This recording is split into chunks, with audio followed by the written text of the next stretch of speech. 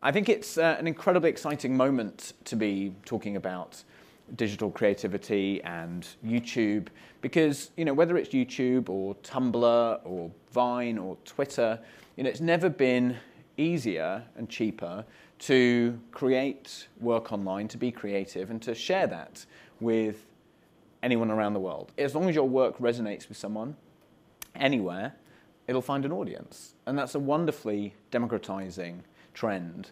And exploring that today, understanding how all of us could be responding to that and channeling that is incredibly exciting. And I think that we're seeing an explosion of creativity all around the world. And it's something that arts organizations everywhere, I think, are increasingly alive to. And that's a wonderful thing. But, we're really here to talk to Dan. And Dan's going to kick off with a film and a bit of information about a bit of information about who he is and how he got to be doing all the things he's doing. Okay, hi everybody. I'm Dan Howell. I'm 22, and I am a professional vlogger, which means that making videos and putting them on YouTube is my entire life. They are comedy vlogs. Does anybody here know what a vlogger is? Just out of curiosity. Like 3 people. Okay, so like a blogger is someone who makes blog posts about their life and world and stuff like that. People that are vloggers are video bloggers, so they're basically people that blog, but in the form of video. And I make comedy vlogs about my life and the world and stories that I have to tell. And yeah, I've been doing it for about 4 years, and it's going kind of well at the moment. So should we have a look at one of them as an example? Yeah. Okay, this one's called Human Interaction.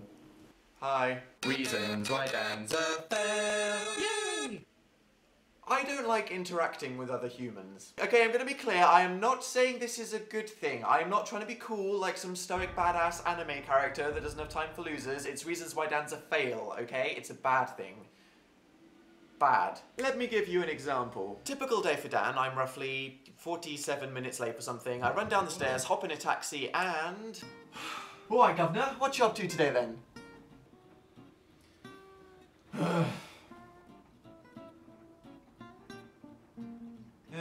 Not much really. Wow, that guy's a twat. Yeah, it's not every day, but sometimes I just can't be bothered to engage people in conversation. I mean, I'm not particularly an introvert, and it's not like I have an attitude problem. It's literally just laziness. Because I'm just enjoying being in a little bubble. The thought that I will have to pay attention and actually move my mouth just makes me go... This makes going outside very difficult for me. It's a cold day, isn't it? What floor are you going to? Feed the orphans. Cash or card? Card. You see, that's why I always use the self-service checkouts. Please scan your items. Therefore, walking Okay, past a cool. person... So that's I won't make you watch the whole thing. It's 4 minutes, I waffle for a long time. But yeah, that's basically what I do. That's my entire life. It started as a creative hobby, basically. So I don't know if you know, but there's a community of people on YouTube that make videos about all kinds of things, whether they're filmmakers or video bloggers talking about their life, or people that make artistic videos, or maybe they just run a food blog or something like that. But there's a community of creators on YouTube, and back when I started, which was 4 years ago, there was really no one was making any money off it because it was pre-Google, and no one was getting famous or anything. It was literally people that were just part of a creative community that were just doing something for fun. And I saw other people that were making these videos, and I just wanted to be part of the community and to have a little creative hobby. They were absolutely terrible 4 years ago, and I did leave them up there because people like you guys get very, very sad when I delete my old things, even though I'd really prefer to brush those under the rug. But they're there, in case you want to see how far I've come in a very, very long time. But yeah, that is everything I do, so I hope that you guys can learn some things about how I've managed to maintain this audience for 4 years, and why they apparently find me interesting, and then some channels only have 600 and subscribers. Yeah. So yeah, I mean, it's gone quite far to the point where 4 years later, I have nearly 3 million subscribers, and me and my friend Phil, who's called Amazing Phil on YouTube, our content creating got noticed by someone at the BBC, which after a long, long process led to Radio 1 actually commissioning a show. So me and my friend Phil now have a show on Radio 1 every Sunday night from 7 till 9, which is very futuristic and exciting because it's the first show ever to be built from the ground up to be totally visual at the same time. So you can watch it all happen on the Radio 1 website, and it has music videos and guests and things like that, and it's exciting. But that literally only happened because people at the BBC noticed our videos on YouTube. So that's where I've gotten to today. In case you're wondering who watches them, it's basically these guys. 90% of my audience are between 15 and 25, which is most of the people that spend their time procrastinating on the internet, I guess. Yeah. Is that true? Yeah. Yeah, but it's also to all the people at the BBC, the one demographic that no one can seem to even remotely appeal to, which I guess is why they like me. But yeah, the way that YouTube works is people subscribe to a channel, which means they get notified whenever you upload a video. And the way that I've kept this audience and it's grown and people keep coming back to watch my videos is very much the way that I have established a community around the people that watch my videos and also interacting with them. So people subscribe to my videos and they'll be told whenever I upload a new one, but then by asking people to comment on the videos and me replying to them and then allowing them to follow me on Twitter and Facebook, then people can keep up to date. And because I engage with them, they find me more engaging. And we have a really strong, would you say we have a strong relationship, us guys? Yeah. Yeah, where I think they find what I do quite sincere and engaging, so they want to keep coming back to me, and then I'll keep giving them my videos and I'll keep watching them, hopefully. So yeah, and that's basically the story of Dan. I guess Rohan will have some pressing questions. Well, my first question, I guess, is talk us through that first video you did. What was it? What was the prompt? Was it a dare? Why did you make that first video? And what was the... Yeah, so my first video was about 4 years ago, but YouTube is older than 4 years. I know people that have been doing it for about 7 years now. So even though a lot of people see me as a YouTube dinosaur, and even now in 2013, it seems like it's something very new and exciting, there are people that have literally been doing it for almost 7.5 years. And I was part of the community of people that watched these videos. I was just like these guys. I wasn't watching video. I wasn't making videos, but I was just watching and commenting on the other side. But then I was really inspired. So during my gap year, I decided that I'd actually jump the boat and start making a YouTube channel. So I had the advantage of, unlike most people, knowing what I was getting into in advance. So a lot of people just upload something terrible, or it's just like a 12-minute rambling anecdote about someone that smirked at them on the bus or something like that. So I should stop doing that. Yes, that's not the right thing to do. But mine was... it was just a hello video, and then the second one I made was a video like that called Butterfingers, which is about how you should never let me hold anything because I'll probably drop it, like a baby or a priceless vase or something like that. But it was absolutely awful, terrible. I filmed it by putting my laptop, which had a terrible webcam, on a pile of books that I put on my desk and then sitting down, and it was incredibly terrible, so I don't want any of you to go watch that. Lots of people now who are using Tumblr and YouTube, etc., to express themselves. And I think a lot of them aspire to building careers out of it and starting companies and so on. How did you get advice from anyone? You know, it feels to me that there's not really anyone you can turn to get advice on this kind of thing. I mean, it all just kind of happened because, like I said, back when I started, no one was doing it thinking that it was going to go anywhere at all. So things like when YouTube started the partnership program and people started to actually earn money from the videos, that was a very surprising bonus. But a lot of people, they didn't really have a plan and go forward with it. They were just doing something and then all of this stuff accidentally happened, which is pretty much exactly what happened to me. Right. So all of the business side of things, I mean, everyone's just had to teach themselves and it goes horribly wrong. But yeah.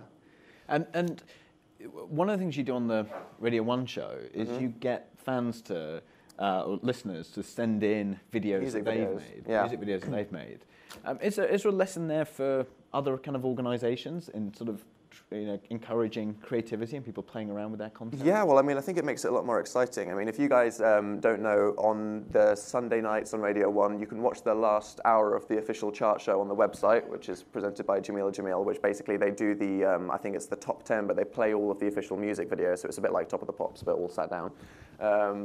But then they figured with our video, because obviously with the radio, it's like, oh, if you're going to do something visual, you need to play music. But what do you do if you're playing music, but then you're just going to be awkwardly on camera the whole time? So we figured that if mine and Phil's show was going to be all about kind of like interacting with it, making it as interactive as possible and quite creative, and the chart show were already playing music videos, we'd actually get people at home to make music videos to their favorite songs and then send them in. So our show is basically like a Top of the Pops, but with people that have made their own music videos. And I don't know what you guys are thinking, but it's an incredible mix. So for every 9-year-old girl who's using an app to lip sync to One Direction, we have a 25-year-old who's made a short film to their favorite song and stuff like that. So yeah, there's an incredible variety. But I think just the fact that people are interacting with it so much and that it's creative, it makes it infinitely more engaging. Right. So people find it very exciting. They watch for the whole 2 hours, and it's the most social engagement that Radio 1's ever had on any show ever and stuff like that. And I think that the interactivity and the community that we built around the show is all the reason behind its success. You know? And you were sort of talent spotted by Radio 1, you and Phil, because the incredible following you built up on social media. Do you think there's insights there for arts organisations in spotting talent? Because normally arts, you send a funding application in. Would you have been? How would you have gone on to Radio 1 if it hadn't have been for Well, I wasn't necessarily ever intending to go on Radio 1 because, like I said, I was a kid that was just doing this as a hobby, and then I had an existential crisis when I was about 19, and I was doing law at the University of Manchester, which I found terrible, so I dropped out.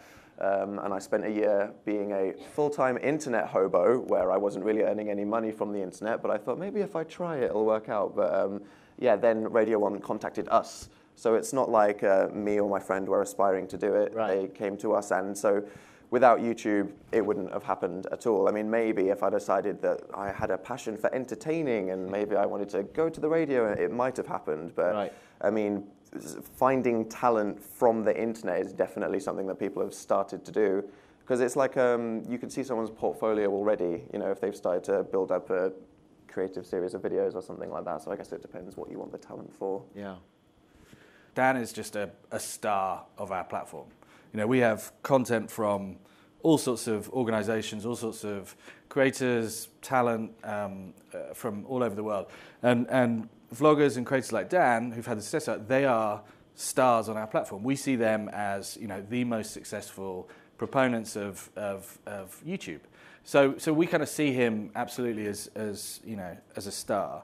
And I think the other thing about it is the reasons why Dan is so successful are so kind of key to a lot of the things we believe in on YouTube and we're trying to do with YouTube. So when Dan talks about kind of breaking down the barriers between him and his audience and having this kind of participation and being able to involve the audience in everything he does, whether it's the radio show, whether it's the YouTube channel, and kind of having a dialogue, but also allowing the audience to inform actually the videos that he creates, all of those things we hold incredibly dear. So to be able to create a platform where people can freely express themselves and where audiences can get so involved and can express themselves, we just think that's something we hold really, really dear. I think Dan's story is a brilliant lesson. It's kind of to some extent, I want to try this. I don't quite know where it's going, but I want to try this. Let's just try. And that's what I say to so many kind of media companies or arts organizations who have an established way of doing things, whether it's creating content or fundraising or talking to audiences or whatever it is. I think the key in thinking about YouTube is actually you have to kind of get out of that established mentality and think, I'm going to try something different. And you have to kind of look at YouTube and think about, how does YouTube operate? What are the dynamics of YouTube? And understanding Dan's success is frankly key to understanding the dynamics of YouTube. What are the dynamics and how can I make those dynamics work for me? Brilliant. Well, thanks, Rich. We have 3 students and fans of Dan's who are, at least I think you're fans. We'll only find out with the questions whether you're really fans of Dan. So Ava, do you want to jump in first? There are now over 1 million YouTube accounts with YouTube partnerships. Being one of these, how much do you feel that you alter your content based on the audience's requests and reactions, and how much is entirely your own ideas, regardless of all the comments? It's incredibly important to do what you want to do as opposed to what the audience wants to do. I think that it's always very, very important, especially if you're doing something that's all about engagement and having a community, to listen to the people who watch your videos, but you should never listen to them all the time, because then everything will probably go horribly, horribly wrong. And you probably go slightly insane. I mean, especially if you're doing things either because you think it's what the fans want or because it's for the money, then you'll probably have a mental breakdown in a week. So I think it's it's always very important that you do what you want to do, but let that be shaped by what your audience says, because that's the thing about YouTube, you know, it's the instant feedback and it's the relationship. So you can definitely take people's criticisms and opinions on board, but you should always make sure that you're doing what you actually want to be doing. Yeah. So is it a problem trying to think of new things to do when there's so much that's already been done? Do you enjoy doing some of the more well-known formats of video, like room tours and stuff like that?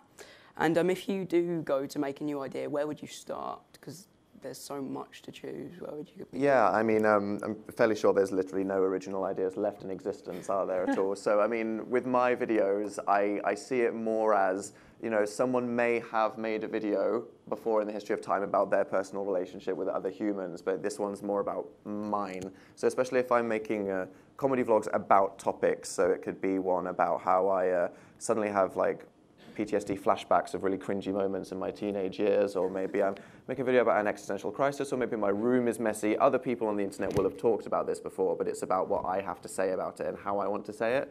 But I also think that there are a lot of things that people tend to do on the internet a lot. Like you said, people do tours of their bedroom and things, and a lot of people like this, and then a lot of people really hate it because they see it's like really unoriginal and they don't want to see you do something boring. But again, I think if you can do it in your own way, if you can basically do it in your own style, then it can still be quite engaging. And with my own videos, they're usually just inspired by something that happened in my life during the week that it happened. I mean, I have a notebook where I write down my ideas for future, but usually it'll be 2 days before I need to upload a video. Someone will throw something at me in the street or something, and I'll be like, oh, I'll make a video about that. Go home, write, film, edit it. So, yeah.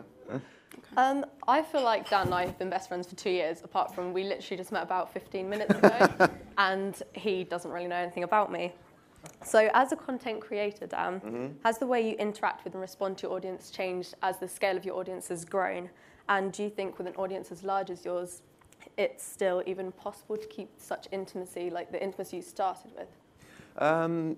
Yes, well, it certainly has changed a lot, but I do think that it is still quite intimate in the sense that when I started, it's like I could speak to every single person that happened. You know, it's like I could respond to every comment, or I could be aware of every single person that ever wanted to ask me something. And then as it got bigger, it occurred to me that I couldn't really respond to everyone and things like that. So I used to have a fan mail address where people could send me letters and stuff, and I always find that very nice. I used to make videos where I'd show the things that people had sent in that would be very funny, but then it got to a point where I was getting so many that if I spent 24 hours a day reading them, I couldn't anymore. So then I had to make a choice between either letting this mail pile up that I could literally never answer, or just closing it. So I just decided that I'd close it because I'd rather people could not send me mail at all than people would spend the time to write me a letter or make me something that I wouldn't be able to ever respond to. So, I mean, definitely my ability to speak to everybody has changed, but the way that I speak to them hasn't.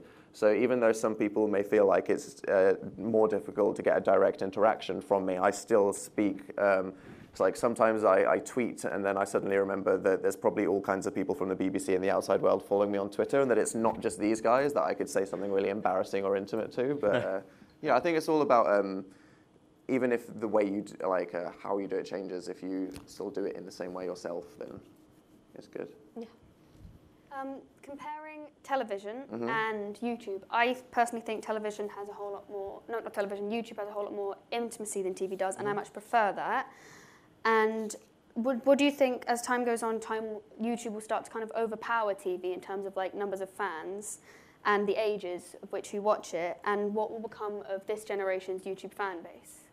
Well, it's an interesting question. The question is, what's going to happen to TV and what's YouTube going to do about it? I feel like the difference between YouTube and TV is that channels are basically just brands these days. You know what I mean? It's like Channel 4 is just a brand that commissions and produces things. So if you watch something on Channel 4, it's to say that it's part of their brand, whereas every YouTube channel is its own brand kind of thing like that. I feel like the audience, as we get older, I mean, everything's just going to blur, isn't it? I mean, how are we going to be watching BBC content in 10 years? No one knows. Let's all wait for the fun answer to that question. But yeah, I mean, I think that you guys that are watching now, we watch TV for different reasons, in the sense that we'll watch a drama that's scripted because we want to watch an hour-long piece of engaging content, whereas you subscribe to personalities and short formats that you can just watch on a iPod at a bus stop. So I think that wherever the content's going to end up, wherever you're going to end up watching it, I think that it's just going to be down to the type of content that it is in length, and things like that. So I don't think that short form content or YouTube is really going to go anywhere. It's just going to be about the differences between 2-hour-long scripted dramas and a 5-minute YouTube video about something on the bus happened and where and when you watch it. As the internet is moving so fast, is this going to be a problem for video production on the internet in the long run? And what about when the internet finds the next best thing? What's the plan? What do you mean by what if it finds the next best thing? Well, because there's different types of social media popping up all over the place. Like, I hadn't heard of Tumblr 6 months ago. What about if something moves on from YouTube? I think that thanks to Google, YouTube will probably never have a competitor. Is that the plan? Just like pound them into submission. Monopoly. Yeah. Well, it's just YouTube. Yeah, maybe. Well, it's like YouTube is just like the one and only platform for video on the entire internet now, basically, isn't it? So I think that YouTube, as well as, like I said, just being a place where people upload videos to the internet these days, I think the size of the actual community, because I don't think any of you guys are really part of the creators or watching community of people that are on YouTube, but the size of the people that are so tremendously huge that I don't think they're going to really migrate anywhere. And what do you think, Dan, about some of the? So there's obviously YouTube for short-ish content, films, videos that people make. Things like Vine and Twitter sharing really short films. Have you done any of that? Is that something that's well, I feel like Vine is only really good for comedy. Does anyone know what Vine is? Do you know what Vine is? 6-second video. It seems a bit too short to do anything like if you're a personality trying to send a message or something or trying to tell people, but because it's been completely taken over by comedy, basically, hasn't it? So I think it's an absolutely great format for that. I mean, things like Instagram video are good for when people are like, hi, I've got 15 seconds, I'm doing this with my day. So they serve different things, but obviously those are very kind of, that's 6 seconds, and then Instagram's 15 seconds. And the difference between the video platforms, I mean, you get a lot of people uploading creative things and art to websites like Vimeo, but they don't really have the community that YouTube has, because I really think that like the system of subscribing and commenting and liking and everything about YouTube is designed around the conversation, and on Dailymotion's just uploading illegal clips, basically. So yeah. Do you think it's harder for new YouTubers to gain so many subscribers with the standards of videos and content being so high with expectations? Yeah, no, definitely. I mean, people are starting these days, their first video they're filming on a DSLR, you know what I mean, with like £1,000 lighting rig or something like that, whereas I was, like I said, a laptop and a pile of books angled down at me. I feel like it's easier than ever to gain an audience on YouTube now because the website is so huge, as opposed to in 2006 when it was really a niche thing, and in 2000 anyway, if you made a video blog, then you were like a weirdo with an internet hobby, whereas now it's so mainstream. I feel like even though it's an infinite sea of people and it might seem quite hard to actually get your content out there, if you do, because the community is now so absolutely colossal, I think it's easier than it's ever been. But definitely the standards have improved quite a lot since 5 years ago. Yeah. Fantastic. That's no worries. all of ours. Yeah. Good questions. Thank you, guys. Thank you.